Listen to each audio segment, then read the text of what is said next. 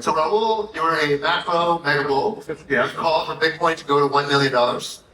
I don't know when, but yes. Okay, but you're close. I'm very bullish. You're very close. Okay, Diogo, your background, you built Anchorage, one of the largest custodians in crypto, very institutional business, and now you're a VC covering tech, fintech in the crypto space.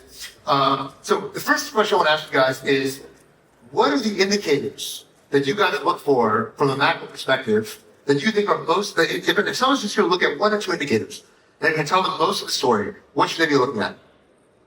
For me, it's pretty straightforward. When I look at what moves Bitcoin, 90% of the entire price action is explained by liquidity. So, yeah, we build complicated models for that. How do people look at it?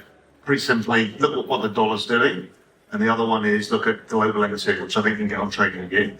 Those two will give you a pretty decent idea of the forward direction of the market. It leads by about, global M2 leads by about 3 months.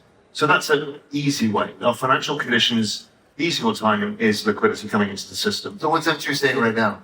M2 says, and it's been mapping like a 98% correlation recently, which is very high, and it won't last, but it just basically says up only all the way through to the end of the year. And is this only for Bitcoin, or is this No, all as well? So what happens is, particularly at this phase in the cycle, which is the debt refi cycle, what usually happens in year 4 of a crypto cycle is that alt starts to pick up as well. So risk-taking goes out the curve and goes further out. So Bitcoin dominance tends to be high, with a few projects that have been chosen. So Solana and Sui have probably been the two of the last 2 years. But what happens in the latter part of the cycle is usually alt season. And it won't be everything because there's millions of alts now. I mean, who knows, right? But generally speaking, a lot of things just never go up. So it becomes a much easier risk-taking environment, and you confuse yourself with being a genius because everything you touch goes up.